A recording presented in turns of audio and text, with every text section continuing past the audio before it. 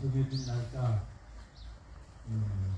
하루도 빠지지 않고 이렇게 이 길을 지키고 있습니다. 우리가 그동안에 기울여온 이 정성들이 이 땅의 평화를 그만큼 더 굳건히 하고 있다, 이렇게 믿습니다. 아무리 악의 무리들이 발악을 하더라도 기어코 이 땅에 평화의 강물이 넘쳐 흐르도록 만들 수 있을 거라고 생각합니다. 그런 믿음으로 오늘도 437차 기지정상화 저지를 위한 소성리 평화행동 아침 기도에 시작하도록 하겠습니다. 함께 마음을 모아주시기 바랍니다.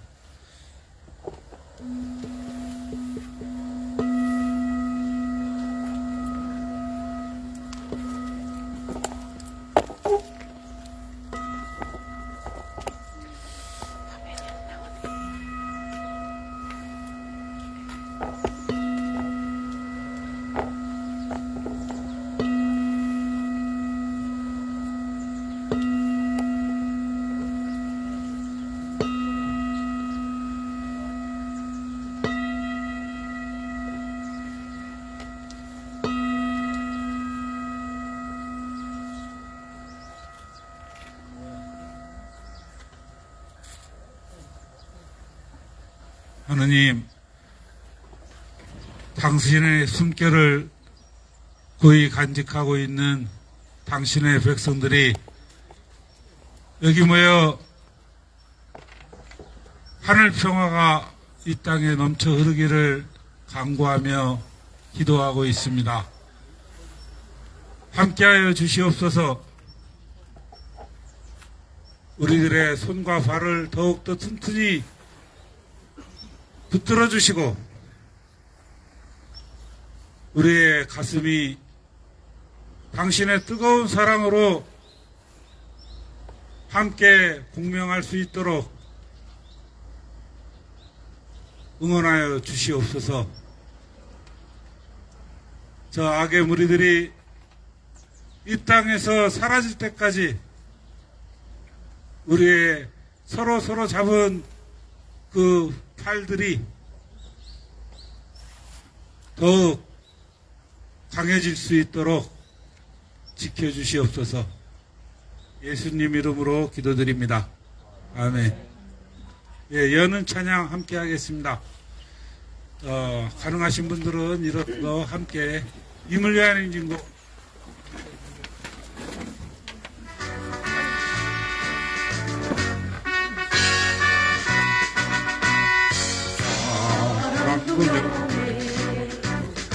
이름도 없이 한평생 나가자던 뜨거운 맹세 동지는 담대로 깃발만 아껴 새 날이 올 때까지 흔들리지 말자. 세월은 흘러가도 산천은 안다. 깨어나서 외치는 뜨거운 함성 앞서서 나가니 산자여 따르라. 앞서서 나가니 산자여 따르라.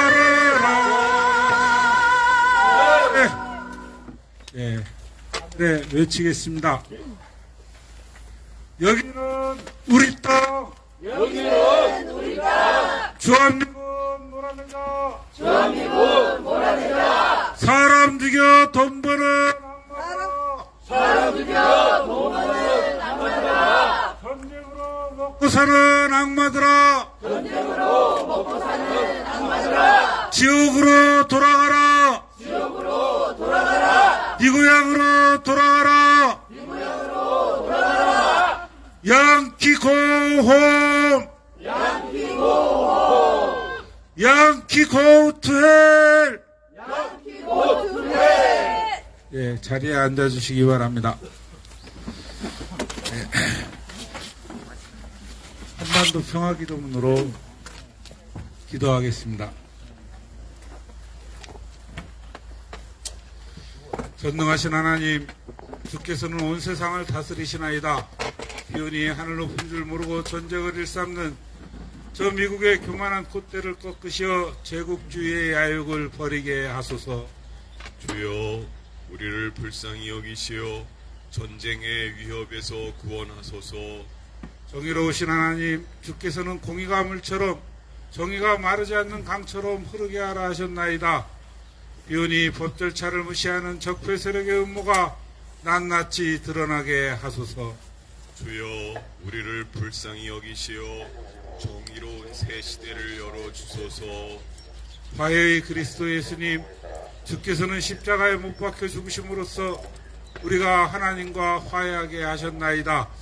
비오니 우리도 그리스도를 본받아 북녘 동포들과 화해하게 하소서.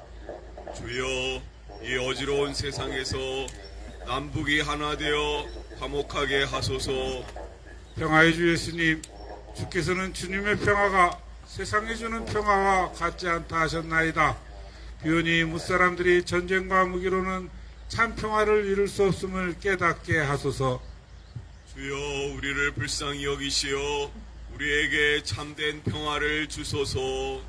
사랑의 하나님, 평화를 위해 힘쓰는 성주 김천 주민들과 원불교 교도들과 이곳 소송리를 기억하며 사드베스 철회와 한반도 평화를 위해 기도하는 모든 이들을 기억하소서.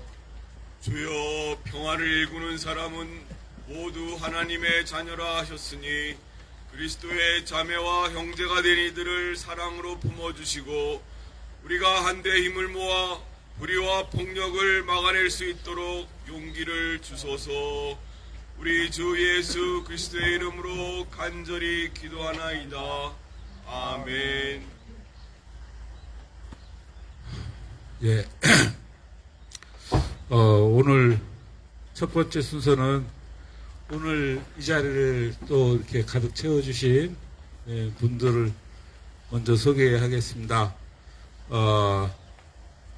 여기저기서 늘 만나는 분들도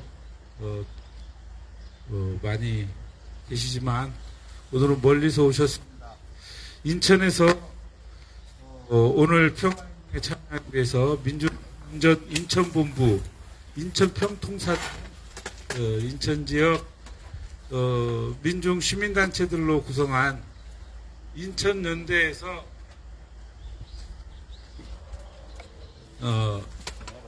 인천연대에서 한 12분 정도 오셨습니다.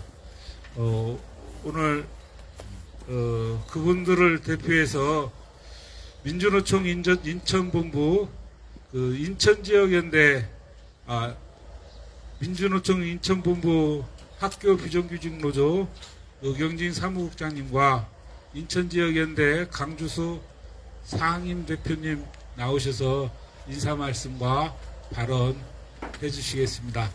네.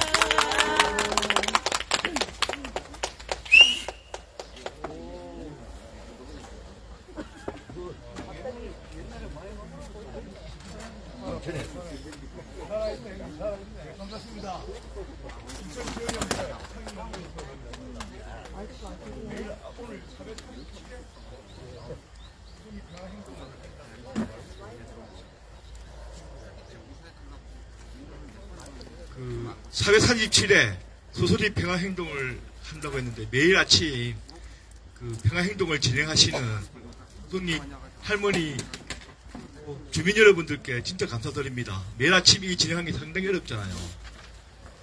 제가 간디가 한 말이 있습니다. 평화로 가는 길은 없다고 얘기를 했습니다. 그 말이 무슨 뜻인가 하면 평화가 결과로 됐을 때 결과보다는 평화를 만들어내는 가정이 중요하다고 얘기했습니다. 그래서 평화가 길이라고 합니다. 평화를 위해 살아가는 이 모습 자체가 평화가 길이라고 생각합니다. 소선이 평화행동을 지켜나가는 할머니들 너무 고생하시고요. 우리 윤석열 정권 들어서고 나서 진짜로 평화를 지켜내는 일이 힘들어졌습니다. 소송리 주민들과 함께 평화를 지켜나가도록 하겠습니다. 많이 배우고 가겠습니다. 감사합니다. 네, 안녕하세요. 작년에 여기 마을회관에 국화꽃이 되게 많이 예쁘게 펴 있었었거든요. 기억하시죠? 네. 작년에 저희가 그때 와서 자주 오겠다고 약속 드렸는데 1년 만에 그래서 죄송합니다. 네. 네. 인천본부 통일위원장님이 저희 지부장님이신데 오늘 어제 같이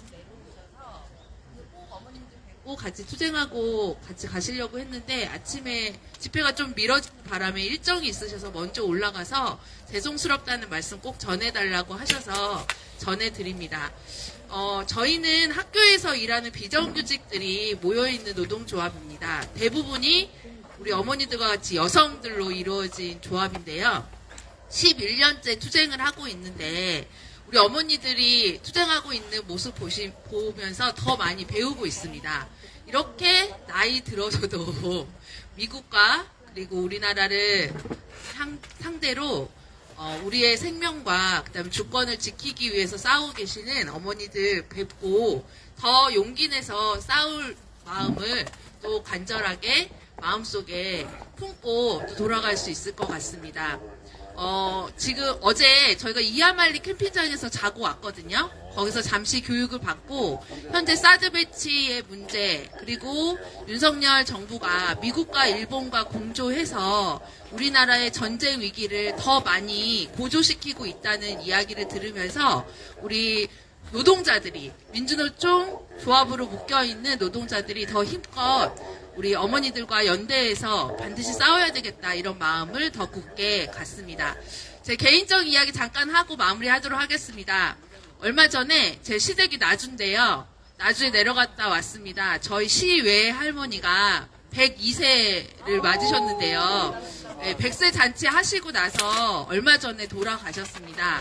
굉장히 건강하게 계시다가 아름답게 주무시다가 돌아가셔서 식구들이 굉장히 슬퍼했지만 그렇게 해서 이제 다녀왔는데요. 어머니들 뵈니까 또 할머니 생각이 좀 많이 나고 건강하게 그리고 요즘 100세 시대라는 말씀들처럼 이 농촌에서 정말 건강하게 살고 계시는 분들 많이 계시는데 그 100세가 되실 때까지 반드시 그때까지 투쟁하시는 게 아니라 그 전에 사드 뽑고 평화 심을 수 있도록 힘껏 노력하겠습니다. 멋있으시고 저희가 더 용기 얻고 갑니다. 감사합니다. 예, 감사합니다. 인천에서뿐만 아니라 또 정말 귀중한 분들이 오셨어요. 민주노총 구미지부에서도 오늘 참석해 주셨고 최근에 우리가 소속리 분들도 몇몇 분들이 함께 연대하러 다녀오신 걸로 알고 있는데 한국옵티컬 하이테크 현재 단전까지는 아직 안 됐죠? 단수 상태에서 정말 힘들게 싸우고 계신 그 분들이 함께 하고 계십니다. 발언과 인사는 이따가 마무리 집회에서 부탁드리고 이제 박성민 우리 가장 그 대표적인 김천 대책이 막내라고 박성민 선생님 모시고 또 명당이 듣도록 하겠습니다.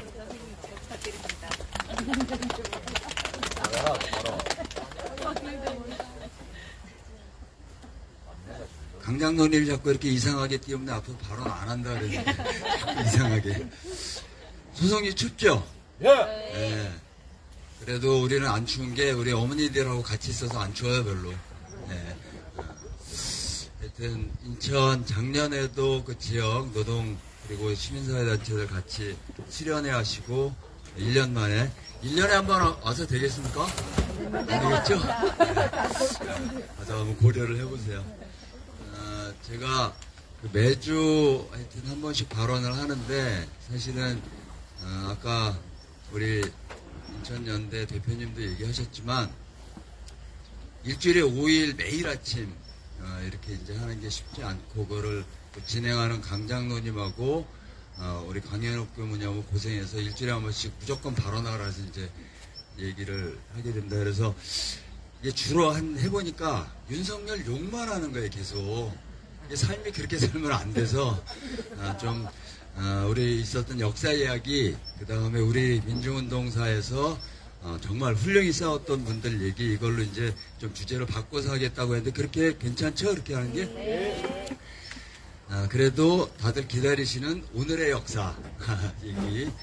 오늘 10월 17일인데 지금은 이제 악의 제국이 된 미국이 1977년 10월 17일 날 독립전쟁에 승리한 날이에요. 그때 졌어야 되는데. 네. 그리고 1979년에 마더 테레사 수녀가 노벨 평화상 받은 날이 바로 오늘이에요. 그리고 1989년 오늘 노태우하고 부시하고 워싱턴에서 정상회담을 해가지고 한국의 농산물 수입 개방을 85% 한다 이거를 결정한 날이 오늘이고 그때가 이른바 이제 가태 체제에서 우루과이 라운드로 넘어가는 우루과이 라운드 협상을 하는 중에 우리가 이제 먼저 수입 개방 다 해버리는 그런 거를 했던 게 이제 89년에 있었던 일입니다. 1991년 오늘 나토에서 유럽에 배치되어 있는 핵무기를 85% 감축하는 거를 합의했던 날이에요. 근데 아시는 대로 소련방이 무너지고 난 다음에 바르샤바 조약기구가 없어지고 그러면 나토도 어떻게 돼야 돼요? 해체돼야 되는데 얘는 세력을 더 키워서 지금은 나토의 동진이라고 얘기하고 지금 지구동맹으로 확장됐어요. 이번에 우크라이나 2년 가까이 가는 전쟁도 사실은 그 원인이 나토 동진 그리고 러시아 턱밑까지 간 이거에 대해서 푸틴이 반발해서 이제 했다고 하는 거 다 아실 텐데 얘가 세계적으로 확장돼서 우리나라가 나토하고 무슨 상관이 있어요, 유럽하고. 근데 10년 전에 글로벌 파트너십으로 우리나라도 나토에 어떻든 준회원처럼 이렇게 활동을 해서 윤석열이 2번 갔죠, 나토. 나토 가가지고 국제사회에 뭐라고 떠들어요, 나토에? 우리 모두 힘을 합쳐 북한을 때려잡아 봅시다. 이딴 얘기를 하고 다녀. 유엔 가서도 그래? 그것만 문제예요? 통일 반대하는 놈이 통일부 장관을 해?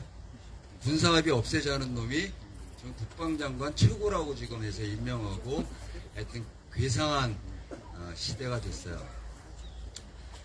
1972년 10월 17일 날 박정희가 오늘 저지른 게 뭐냐 하면 저녁 7시에 성명을 발표해서 유신헌법을 하겠다고 공표해가고 전국에 2달간 계엄을 선포한 날이에요. 그래서 사실은 오늘 유신헌법 얘기를 할까 이러다가 지난번에 말씀드린 대로 존경하는 목사님 얘기 그리고 인천에서 이제 오셨으니까 인천에 7, 80년 노동운동 얘기하면 빼놓을 수 없는 이름이 있어요. 누구?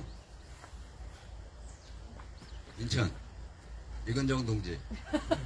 네? 인천에 7, 80년대 하면 빼놓을 수 없는 여성 목사님 이름이 있어요. 조화순 목사님. 네? 그래서 조화순 목사님을 지도했던 오명걸 목사님 얘기를 오늘 하려고 합니다. 지난번에 언뜻 말씀드린 대로 74년 10월 10일 날 NCCK 목요기도회 때 오명걸 목사님이 기도를 해요. 예수님은 가장 보잘것없고 약한 자한테 그를 통해서 우리한테 다가오십니다. 지금 감옥에서 죄를 짓지 않았는데도 사형 선고를 받은 8분의 이런 약한 분들이 있고 그들은 기독교인이 아니지만 우리는 그들을 위해서 기도해야 됩니다. 이제 이런 얘기를 해요. 그리고 난 다음에 중앙정보국 끌려가요. 그래서 20일 넘게 이제 20시간 넘게 혹독하게 이제 치도곤을 당하죠. 너 빨갱이지? 그들이 빨갱이인 거 알았지? 그들이 빨갱이라고 증언해라 이제 이런 강요를 받는데 그걸 거부하죠. 아마 그때 오명걸 목사가 불렀던 노래가 끝없이 무릎 꿇고 그 복종 아니요 이 노래를 하지 않았을까 이렇게 생각해요. 그래서 거부하죠. 그리고 난 다음에 12월 14일 날 추방당해요. 왜 추방당하냐 하면 오명걸 목사가 미국 사람이에요. 조지 오글이라고 하는 이름을 가진 미국 목사님인데 1954년에 이제 한국에 와요. 1954년에 한국 상황은 전쟁이 끝나고 세계에서 제일 못 사는 나라였어. 그러니까 담뱃불 꺼진 것만큼의 희망도 없는 그런 이제 나라에 와서 대전에서 중고등학생들 영어를 가르치고 이제 이런 거를 쭉 하다가 그때 같이 생활했던 손명걸 전도사 이름을 따가지고 명걸 이름을 갖고 자기 이름에 오글에 오를 붙여서 오명걸 목사 이렇게 해서 한국인으로 살겠다고 마음먹고 이제 살았던 분이에요. 정말 한국을 이해하고 한국의 가장 가난하고 어려운 사람들하고 살려고 살았던, 그래서 평생 도시락에 김치깍두기를 빼놓지 않고 자식 4명도 다 한국 학교를 보내고 이랬던 분인데 3년 정도 있다가 이제 미국으로 돌아가서 미국에서 가장 어렵게 노동자들이 고통받는 시카고에서 선교 활동을 해요. 목회 활동을 하는데 일반 우리나라 이제 교회가 하는 그런 일반적으로 하는 기독교가 하는 그런 이제 목회 활동이 아니고 가장 낮은 곳에 들어가서 선교 활동을 하는 그런 이제 활동을 쭉 하면서도 가장 잊지 못하고 생각했던 게 한국이에요. 그래서 다시 한국에 와요. 다시 이제 한국에 와서 원래 기독교의 정신이 그런 거 아닌가요? 우리 박 목사님? 예수도 목수의 아들이야. 천한. 제자들은 일자 무식이야. 이런 사람들하고 가장 낮은 사람들, 가난한 사람이 복이 있고 부자는 화가 있을 거다라고 하는 게 기독교 교리 아니에요? 근데 또 그렇게 살면 또 이게 화형당하고 장작대에 올라와 죽기도 하고 막 그랬단 말이에요. 그렇게 되면 안 된다. 이제 이래서 가장 낮은 사람들, 길거리에 선교하고 교회를 와라 이런 게 아니라 그들에게 들어가야 된다 이런 생각을 가지고 이제 감리교 목사였는데 감리교 이제 한국 감독인 김종필 씨를 만나요. 여기서 얘기하는 김종필은 박정희랑 쿠데타를 일으킨 김종필이 아니고 감리교 감독을 했던 김종필 감독에게 저는 그런 목회를 하겠다. 가난한 사람들과 함께 그들 속에서. 그래서 이제 인천으로 파견돼요. 그래서 이제 인천에서 조화순 목사님을 만나는 거예요. 조화순 목사님을 만나서 이제 조화순 목사 훈련을 시키는데 조화순 목사님한테 그랬대요. 설교하지 마라, 노동자들한테. 그 조화순 목사가 설교를 안 한다. 말이 됩니까? 가르치려고 들지 마라. 그리고 그때 그 노동선교를 하려면 공장을 다녀야 돼서 조화순 목사가 어딜 들어가요? 우리나라 노동운동의 한 페이지를 쓰고 있는 동일방직에 들어가요. 그래서 동일방직에서 이제 근로기준법 공부, 꽃꽂이 뭐 이런 소모임도 하고 그러다가 1972년 5월 10일 날 조화순 목사님 전화를 받아. 목사님, 우리가 이겼어요. 주길자 언니가 위원장에 당선됐습니다. 그때 지부장이죠. 우리나라 한국 노동조합 운동사에서 처음으로 여성 노조위원장이 탄생한 게 동일방직이에요. 1972년에 아니다 1931년 을밀대 고공농성했던 그래서 고공농성은 이렇게 하는 거야를 몸소 보여줬던 강주령 위원장이 있으니까 한국전쟁 이후에 처음으로 노동조합의 여성 노조위원장이 탄생한 거죠. 그 동일방직은 78년 2월 21일 날 어떤 일도 당하냐 하면 대의원 대회를 하는데 회사가 조직한 구사대가 쳐들어와서 똥을 퍼붓고 대의원들한테 똥을 먹이는 이런 사건까지 일어나서 우리나라 한국노동운동사의 한 페이지에 뺄 수 없는 이런 투쟁의 역사를 갖기도 해요. 그 조 목사님 얘기 기왕 나온 김에 하나 더 일화를 말씀드리면 이 목사님들 몇 분이 87년 9월 19일일 거야 아마 정경련에 쳐들어가서 회장실을 점거농성하는 일을 해요. 아시는 대로 87년 7, 8, 9 노동자 대투쟁은 한국 사회를 근본에서 바꾼 투쟁이에요. 노동자 투쟁이 그렇게 있었기 때문에 그 이후에 한국 사회는 노동은 물론이고 인권, 여성, 모든 사회 영역으로 운동이 확장되는 이런 길을 열었던 그 싸움을 해서 전두환이 밀려요. 789 투쟁 때. 그러다가 어떤 사건이 터지냐 하면 8월 20일 날 대우조선에서 집회를 해서 거리 행진을 하는데 삼면에서 최루탄을 쏴가지고 이거를 진압을 해요. 그 과정에서 이석규라고 하는 대우조선 노동자가 최루탄 파편이 가슴에 4개가 박혀서 호흡곤란으로 병원에 이송되다가 사망하는 이런 일이 발생해요. 그래서 8월 28일 날 이석규 장례식 때 백골단부터 해서 체포조부터 해서 한 2,500명이 여기를 쳐들어가서 대대적인 탄압을 이제 하죠. 그래서 그날 993명이 연행되고 64명이 구속돼요. 그걸 계기로 노동운동 탄압에 이제 나서기 시작해요. 그 이후부터. 그러다가 이제 9월 5일 날 정경련이 어떤 보고서를 내냐 하면 지금 현재 노동자 투쟁은 폐륜적이고 반인륜적이고 폭도들이다 이런 보고서를 내요.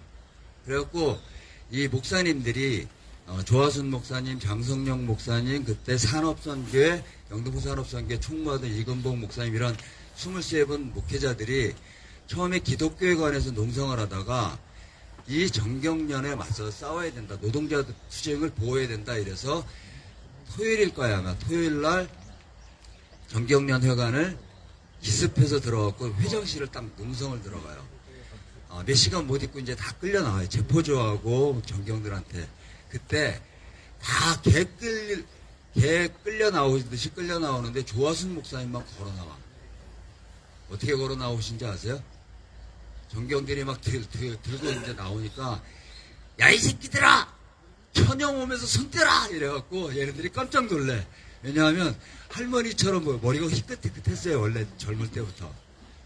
할머니 같은 사람이 처녀선 몸에 손 떼라 그러니까 얘네들이 깜짝 놀라서 손 내가지고 이제 조하순 목사님만 걸어 나와요. 제가 이걸 왜 이렇게 잘하냐 하면 제가 그때 영등포 산업선교회 실무자였거든요.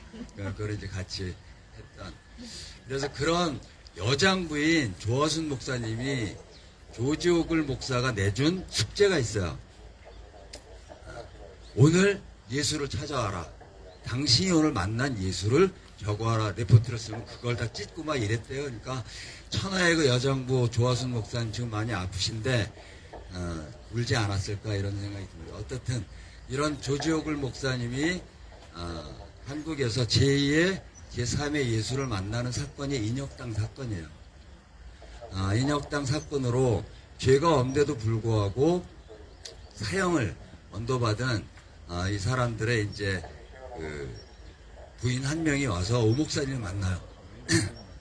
도와달라고. 근데 이제 오 목사가 나는 힘이 없고 그걸 해결할 수 있는 능력도 없다고 얘기하는데 그 간청을 거스를 수가 없어서 조사도 해보고 확인해 보니까 이게 이제 완전히 조작된 사건인 거예요. 그래서 아까 말씀드린 대로 NCCK 기도회 때 그런 얘기 추방당하죠. 어떤 여성이 와서 목사님한테 반지를 줘요. 반지를 끼워드려. 금반지 하나를. 갑자기 이렇게 쫓겨나면 가서 생활하시기 어려울 테니까 혹시라도 생활에 도움되시면 좋겠다고 해서 반지를 끼워드려. 이 사람이 누구냐 하면 인혁당 사건의 그 우홍선 씨의 부인 강순희 여사예요. 그리고 기내. 그래서 오 목사님이 비행기 트랩으로 올라갈 때 외쳤던 얘기가 왜 대한민국 만세를 했는지 모르겠어요. 하여튼 대한민국 만세 하나님이 영원히 함께 하시길 이런 얘기를 하고 이제 그 비행기를 탔는데 스튜디어스가 쪽지를 하나 줘요. 그 쪽지에 뭐라고 써있냐 편지가 있어요. 오 목사님 이렇게 급하게 떠나신 게 너무 안타깝고 죄송하고 그리고 오 목사님이 누구보다 한국을 사랑하고 그 다음에 이 땅의 민주주의를 위해서 애쓰신 걸 우리가 잘 알고 있습니다. 그래서 우리가 또 함께 싸울 수 있었습니다. 반드시 건강하시고 머지않아 다시 돌아오실 테니까 그때 뵐 수 있으면 좋겠습니다. 이런 편지가 와서 기내에서 이제 오열하고 울었다고 하는 이런 기록들이 있어요. 2002년에 10월 달에 오 목사님 다시 한국에 와요. 꽤 오래간 만에 이제 다시 그때 이 손에 그때 받았던 그 반지가 끼워져 있었다고 끼워져 있었어요.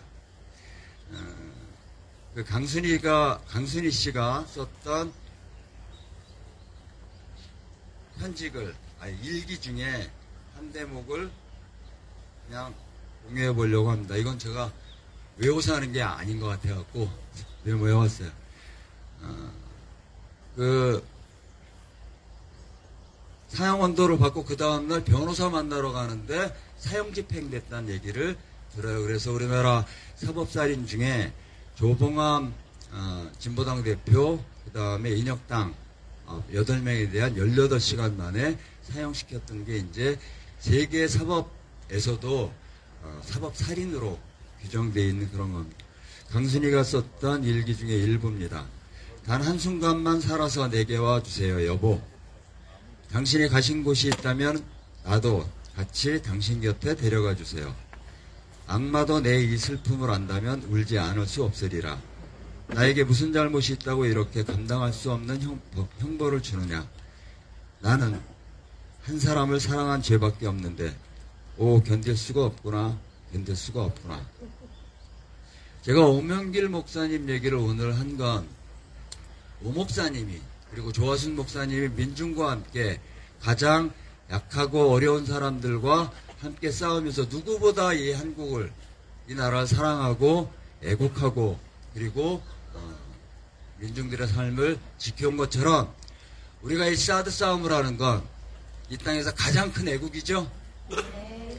이 땅에서 가장 큰 평화로 가는 길이죠. 그리고 이 땅의 통일로 나가는 그런 싸움을 우리가 하고 있기 때문에 그분들이 싸웠던, 그리고 우리 앞에 그 길을 열었던 분들을 기억하는 건 현재 우리가 지치지 않고 더 힘있게 싸울 수 있는 힘을 얻을 수 있기 때문이라고 생각해서 오늘 이런 말씀을 드렸습니다. 오늘이 세계 빈곤 퇴치의 날이에요. 10월 17일이 1987년에 프랑스에서 억압받은 자, 억눌린 자, 폭력에 희생당한 사람들의 문제를 가지고 이것이 다 빈곤 때문이다. 이 빈곤 퇴치의 날 10만 명이 모여서 집회를 했어요. 그래서 이게 이제 해마다 하고 이러니까 92년에 유엔에서 오늘을 세계 빈곤 퇴치의 날로 결정한 바 있습니다. 근데 빈곤 퇴치해야죠. 근데 저는 이 빈곤 퇴치의 날 드는 생각은 한국 정치의 빈곤이야말로 빨리 퇴치돼야 된다 이런 생각이 들어요. 무슨 청문회 하다가 청문회 대상자가 실종되는 사건이 발생해? 에?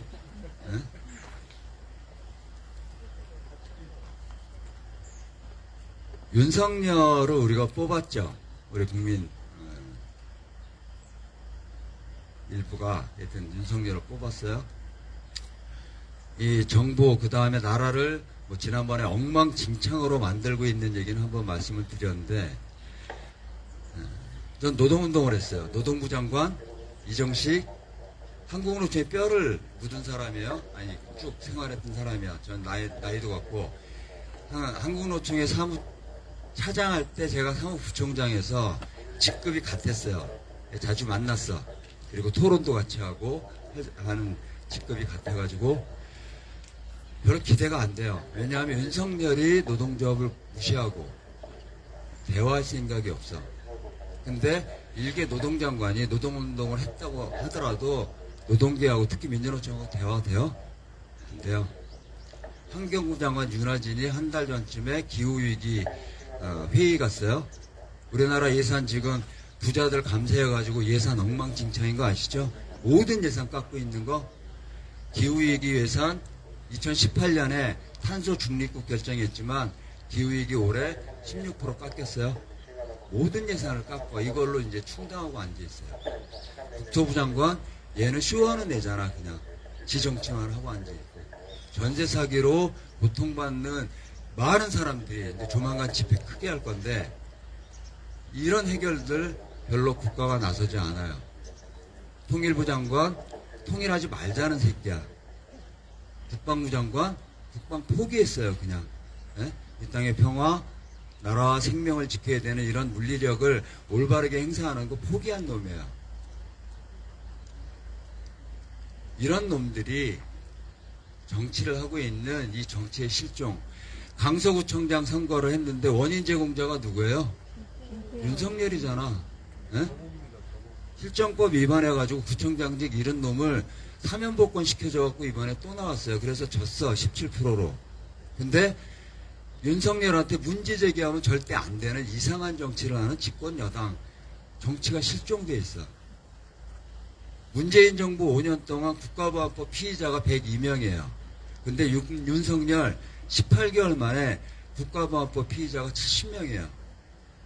법과 원칙을 내세우지만 그래서 이권 카르텔을 부수겠다고 얘기하지만 가장 큰 이권 카르텔을 호사하고 누리는 것들은 바로 저들이에요. 그래서 이 빈곤 퇴치의 날, 빈곤 퇴치 중요하지만 한국 정치의 이 빈곤을 퇴치하는 게 어찌 보면 더 시급하다 이런 생각을 하게 됩니다. 그래서 이런 엉망진창인 나라를 세우는 이 싸움을 우리가 하는 거예요. 왜냐하면 걔네들이 못하니까. 우리 도구면 할머니가 뭐라 그러신지 아세요? 문재인 사드 못 뺀다. 우리가 뺀다 이렇게 얘기하셨어. 우리가 그 힘으로 그런 기조로 이 싸움을 하는 겁니다. 나라를 바로 세우는 거예요. 사드 뽑는 건. 이 땅 평화를 실현하는 거예요. 그리고 이 땅이 제대로 쓰고 자주의 나라로 만드는 그 싸움 한복판에 서 있는 우리들 모두 반갑고 힘을 크게 더 냅시다. 그렇게 하실 수 있죠? 네. 사드 뽑고 평화 심자. 사드 뽑고 평화 심자. 네. 예, 말씀을 듣다 보면 바로 그 역사의 흐름 속에 우리가 같이 이렇게 그 흐름을 물려받으면서 이어가고 있구나 이런 생각이 듭니다. 조화수 목사님 이름이 나와서 이렇게 귀를 더 기울이게 됐는데 저도 감리교회 출신이거든요.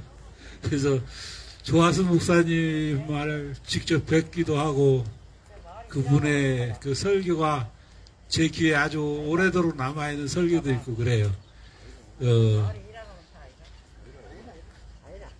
예수님이 하느님의 아들로 왔는데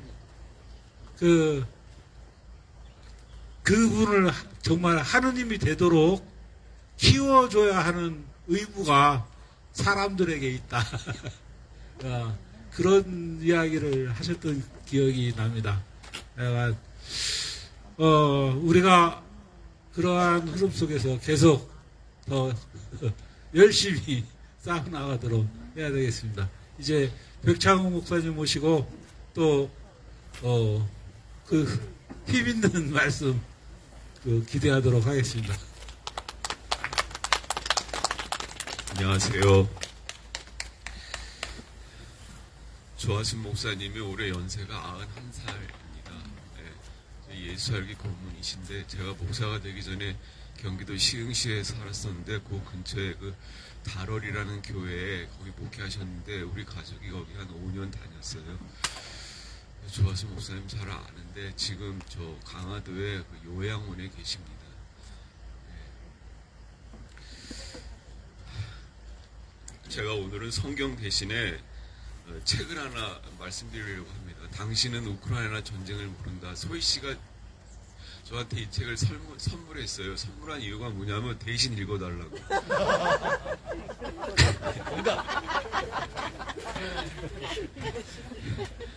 그래서 원래 제목은 우크라이나 전쟁, 분별 없는 전쟁을 분별하기입니다. 전쟁 자체가 분별이 없죠. 네, 그런데 우크라이나 전쟁이 특히나 그런데 좀 이제 이 책을 통해서 우크라이나 전쟁의 이제 그 전체 맥락을 이제 저도 조금 이해를 했습니다. 그거를 좀 오늘 같이 좀 나누도록 하겠습니다. 이렇게 몇 가지 적어왔는데 읽어보면서 제가 뭘 느꼈냐면 우리 한국 전쟁이랑 너무 유사해요. 네. 뭐가 유사하냐면 1950년 전쟁에 6월 15일 전쟁이 발발해가지고 그러니까 정전협정 1954년 7월 27일 정전협정이 됐지만 그 중에 한 3분의 2는 이제 그 휴전선을 대치해 갖고 우리가 계속 이제 그 한 뼘이라도 땅을 차지하기 위한 그런 소모 전쟁을 했잖아요. 근데 지금 우크라이나가 딱 그런 상황에 있거든요. 예. 그리고 이제 그 노암 촘스키가 유명한 말을 했잖아요. 누가 먼저 총을 쏘았나가 중요한 게 아니라 그 전쟁의 성격과 기원이 뭐냐, 그걸 우리가 먼저 밝혀야 한다.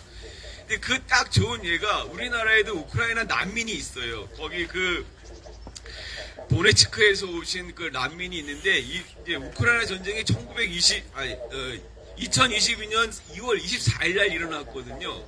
근데 이분이 전쟁이 일어났다고 기억하는 건 뭐냐면 그거보다 그 일주일 앞인 2022년 2월 18일 날 자기는 전쟁이 일어난 걸로 알고 있어요. 왜냐 하면 우크라이나 정부가 이 사람이 살고 있는 도네츠크 거기에 집중적으로 이제 폭격을 시작한 거예요. 그러니까 러시아가 침공하기 그 일주일 전에 우크라이나 정부가 2월 18일 날 그 도네츠크 그 주에 집중적으로 이제 그 폭격을 했다는 거예요. 근데 그 전에는 이제 전선에서만 이제 그 계속 전투가 벌어졌었는데 이제 민간 지역에까지 이렇게 폭격이 와서 이분이 이제 그때 이제 난민이 된 거죠. 이제 그 도시를 이제 벗어났다는 거예요. 그러니까 이제 사람마다 이렇게 이 전쟁이 언제 나한테 일어나는 거에 대한 그 이제 느낌이 이제 이렇게 다른 거죠. 근데 그 이제 노암 촘스키가 얘기한 그 전쟁의 그 과정, 성격, 기원 이런 거를 우리가 이제 알자고 하면은 우크라이나 이제 그 역사가 앞에 이제 어떻게 이루어졌나를 이제 얘기해야 되는데 이걸 다 이야기할 수는 없고 2014년에 아주 결정적인 일이 일어납니다. 뭐냐면 이제 정권들이 이제 어느 나라 정권이나 이제 그 참 안 되는 나라는 딱 공통적인 게 두 가지가 있더라고요. 하나가 뭐냐면은 부패가 그렇게 이루 말할 수가 없어요. 그 권력층의 부패가 이루 말할 수가 없고 또 하나는 극우가 준동을 합니다. 극우가. 그러니까 지금 그런 예로 이스라엘의 그 네타냐후 그 대통령 이 새끼가 딱 그런 짱이거든요. 이 새끼 개인적인 그 스캔들이 굉장히 많아요. 그러니까 그걸 거기다가 또 이놈이 아주 극우잖아요. 예. 그러니까 이런 거를 모면할 수 있는 가장 좋은 길이 뭐예요? 전쟁이에요, 전쟁. 예. 우리나라는 어디에 속해요? 두 가지를 다 닮아가고 있잖아요. 그 본질이 뭐냐면은 나토 이야기 먼저 할게요. 1991년에 소련이 해체가 되잖아요. 그럼 이제 나토도 해체를 해야 맞잖아요. 그 바르샤바 조약기구가 이제 해산을 합니다. 그러면은 그 소련이 그러니까 유럽으로 이렇게 이제 침략하는 거를 이제 저지하겠다는 뜻에서 나토가 만들어진 거잖아요. 근데 바르샤바 조약기구가 이제 해산을 했으면 거기에 대응해서 만들어진 나토도 해산을 해야 되는 게 맞잖아요. 그렇지 않게 됐어요. 나토는 그때 고르바초프한테 뭐라고 했냐면 단 1인치도 가지 않겠다고 했어요. 약속을 했어요. 구두 약속을. 단 1인치도 동쪽으로 가지 않겠다고 했는데 여러분 미국 새끼들은 정말 굉장히 많은 그 건국 이후부터 굉장히 많은 협정과 그 조약을 맺었는데 제대로 지키는 역사가 없어요. 미국이 그래요. 안 지킵니다. 그래서 어떻게 됐냐면은 야금야금 이제 그 나라들을 이제 했는데 폴란드, 체코, 헝가리가 나토에 들어옵니다. 그러면서 이 러시아와 아예 국경에 맞닿아 버렸어요. 1인치도 안 오겠다고 이제 믿고 있었는데 러시아, 체코, 헝가리가 나토에 가입하면서 소련 국군과 맞닿게 됐고 그 다음에는 또 2004년에는 발트 3국이 나토에 가입을 합니다. 이 발트 3국이 다 그 바르샤바 조약기구에 있었던 나라들이거든요. 근데 이 나라들이 이제는 해산되고 나서는 이제 나토에 들어가서 오히려 러시아와 이제 말하자면 적대 관계가 돼버린 거예요. 자, 러시아 입장에서 이런 상황을 계속 방관할 수가 있겠습니까? 저 푸틴이 여러 번 경고를 했습니다. 예. 이런 상황에서 우리는 분명히 당신들을 비판할 권리가 있다. 그러니까 그런데 미국은 나토의 이제 끌어나가는 나라가 미국이잖아요. 미국은 그런 거에 대해서 이제 그냥 콧방구를 낀 거죠. 그러면서 계속 이제 우크라이나까지 이제 나토에 가입시키기 위해서 이제 계속 추동질하고 장난을 치고 있잖아요.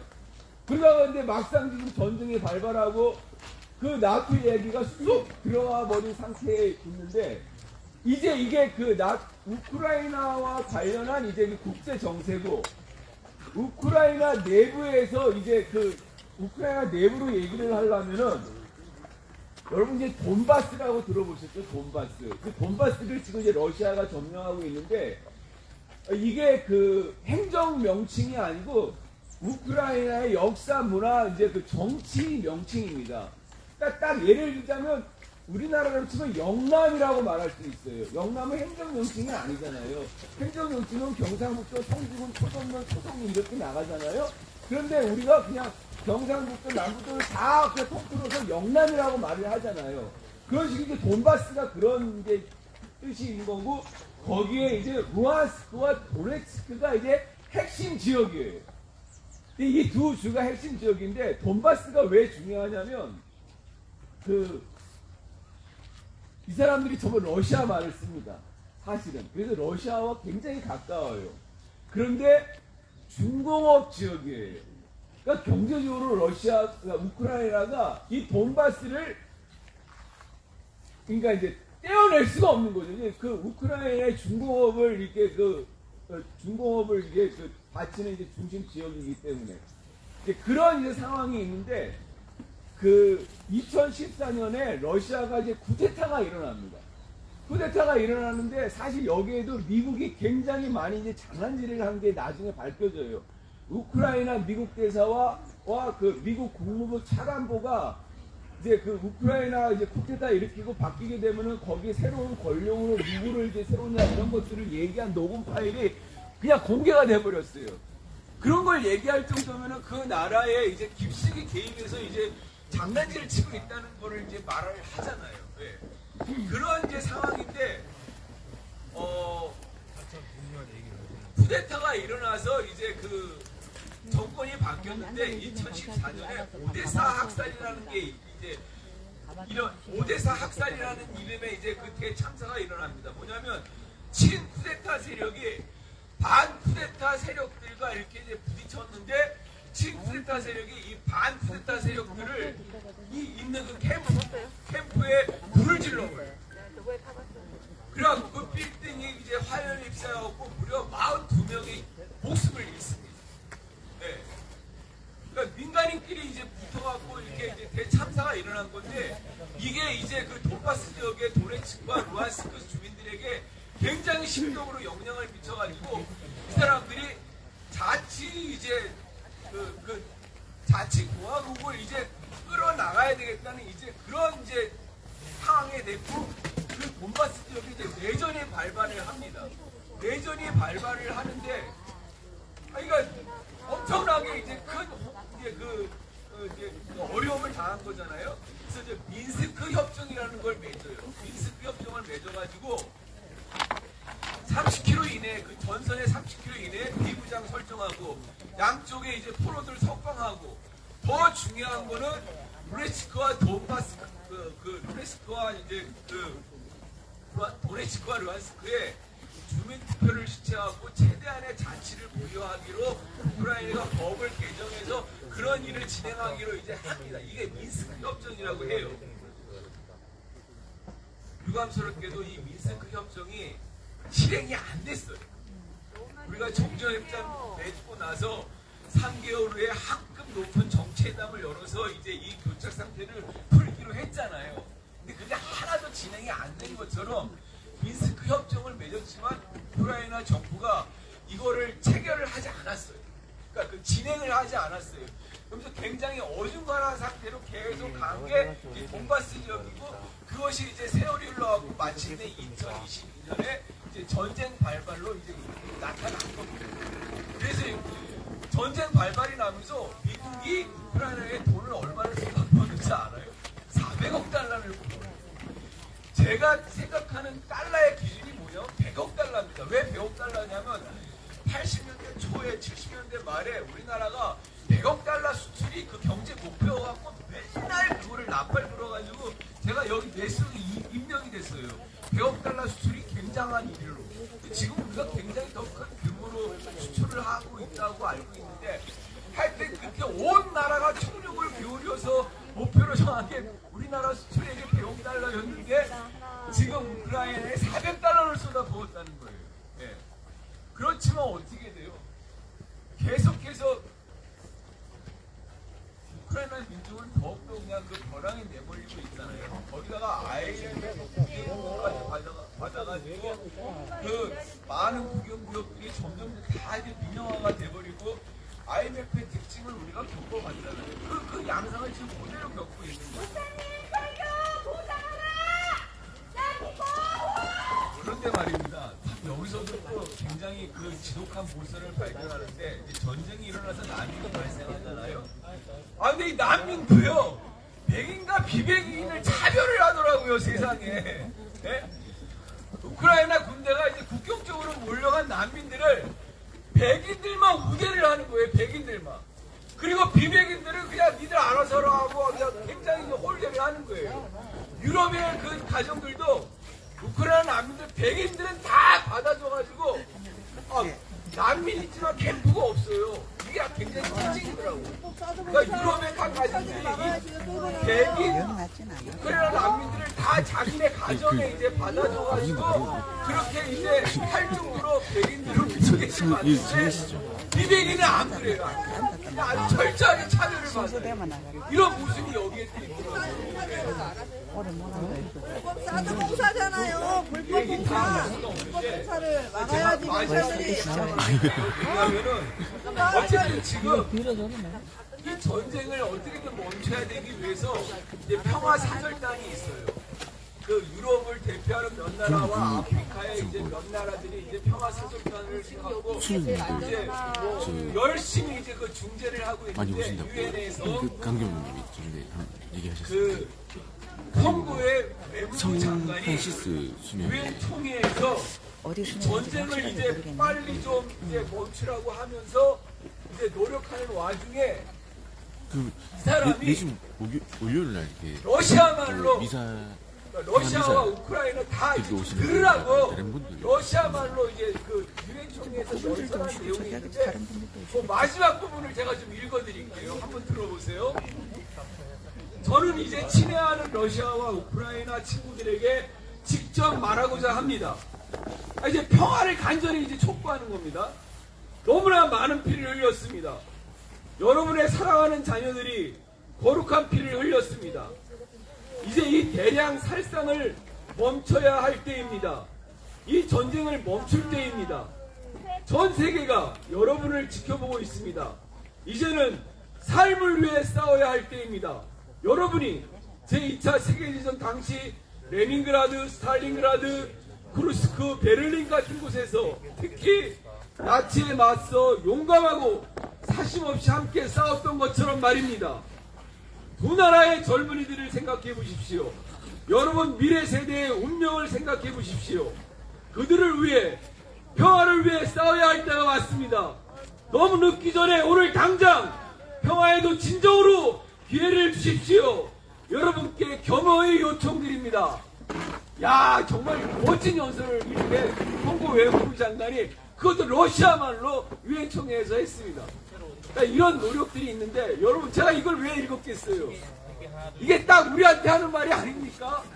예, 사드 철거 투쟁하는 우리한테 딱 하는 말입니다. 제가 다시 한번 읽어볼게요. 두 나라의 민중을 생각해 보십시오. 여러분 미래 세대 운명을 생각해 보십시오. 그들을 위해 평화를 위해 싸워야 할 때가 왔습니다. 우리가 언제까지 미제에게 종속이 돼서 우리가 그 시다바리로 이렇게 이 나라의 운명을 끌고 가야 하겠습니까? 그게 말이 됩니까? 안 됩니까? 안 됩니다. 결코 용납할 수 없는 현실이죠. 예. 우리도 진정으로 평화를 위해 전력을 다해 싸워야 할 때입니다. 그 계기를 사드를 철거 시키는 투쟁을 통해서 기어이 이 땅에 실현해야 하지 않겠습니까? 우크라이나 전쟁은 남의 나라 일이지만 여기 사드는 정말 우리 피부에 와닿는 현실 아니겠습니까? 이 사드가 우리에게 전쟁의 참화를 일으키지 않도록 우리가 기어이 평화로 바꿔내야 할 줄로 믿습니다. 함께 갑시다. 투쟁! 우리가 옳습니다. 여기는 소승리 마을길입니다. 나저는 미국이 소승리 마을을 불법적으로 점거하고 있는 것입니다. 국회 동의를 받은 적도 없고 외교문서 한 장도 없이 남의 나라 땅을 불법적으로 점거하고 있는 미국이 강도가 아닙니까? 우리가 우리 마을을 지키는 것이 우리가 뭐가 잘못된 것입니까? 경찰이 지금 강도를 도와주고 있는 형국입니다. 함께 외치겠습니다. 우리가 주인이다. 우리가 주인이다. 사드 빼라. 사드 빼라. 미군 나가라. 경찰도 나가라. 경찰도 나가라. 소승리는 주민의 땅이다. 소승리 군대는 필요 없다.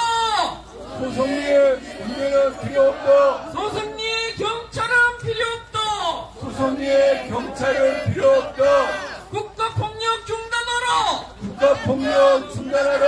아침마다 소승리를 짓밟는 아침마다 소송리를 집합하는 국가폭력 중단하라. 국가폭력 중단하라. 사드는 침략이다. 사드는 침략이다. 침략행위 돕지 마라. 침략행위 돕지 마라. 경찰은 침략행위 돕지 마라. 경찰은 침략행위 돕지 마라. 경찰은 사드 구역 그만해라. 경찰은 사드구역 그만해라. 소승리는 주민의 땅이다. 소송리는 주민의 땅이다. 소승리의 사드가 웬 말이냐. 소송리의 사드가 웬 말이냐. 소승리의 미군이 웬 말이냐. 사드 뽑고 미군 몰아낼 때까지 사드 뽑고 미군 몰아낼 때까지 포기하지 않는다. 포기하지 않는다. 끝까지 싸운다. 끝까지 싸운다. 소승리는 주민의 땅이다. 소송리는 주민의 땅이다. 여기는 우리의 마을길이다. 여기는 우리의 마을길이다. 우리의 마을길을 우리의 마을길을 미군에게 내줄 수 없다. 미군에게 내줄 수 없다. 우리의 마을길을 우리의 마을길을 전쟁 무기 보급로로 내줄 수 없다. 전쟁무기 보급로로 내줄 수 없다. 우리가 옳다. 우리가 옳다. 미군을 위해서, 미군을 위해서, 미군의 통행을 위해서, 미군의 통행을 위해서 주민을 끌어내는 주민을 끌어내는 경찰은 사드구역 그만해라. 경찰은 사드구역 그만해라. 경찰은 침략행위 돕지 마라. 경찰은 침략행위 돕지 마라. 사드는 침략이다. 사드는 침략이다. 사드는 불법이다. 사드는 불법이다. 불법공사 중단해라. 기지공사 중단해라. 침략행위 돕지 마라. 사드구역 그만해라. 협력업체 돌아가라. 사드는 침략이다. 사드는 침략이다. 협력업체 돌아가라. 협력업체 돌아와라. 침략행위 돕지 마라. 침략행위 돕지 마라. 사드구역 그만해라. 사드구역 그만해라. 사드는 침략이다. 사드는 침략이다. 침략행위 돕지 마라. 침략행위 돕지 마라. 8.28 돌아가라. 8.28 돌아가라. 사드구역 그만해라.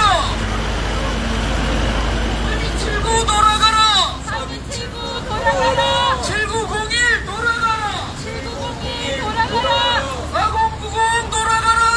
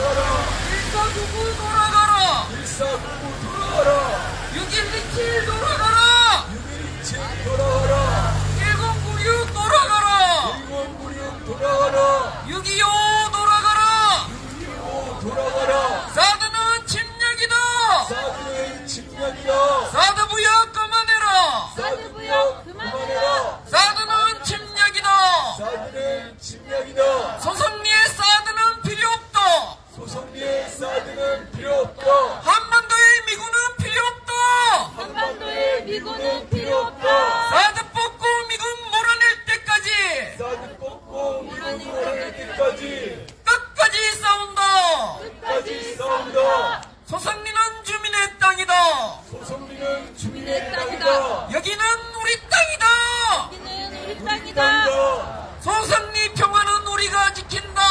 소송이 평화는 우리가 지킨다. 포기하지 않는다. 포기하지 않는다. 8.145 돌아가라. 8.145 돌아가라. 사드부역 그만해라. 9650 돌아가라. 사드부역 그만해라. 소성리는 주민의 땅이다. 소송이는 주민의 땅이다. 별마산의 철조망 걷어내고 얼마산의 철조망 걷어내고 사드 뽑고 미국 몰아낼 때까지 뽑고 미국 몰아낼 때까지 우리는 끝까지 싸운다. 반드시 승리한다. 반드시 승리한다. 사드 뽑고 평화 심자. 사드 뽑고 평화 심자. 투쟁. 여러분 수고 많으셨습니다.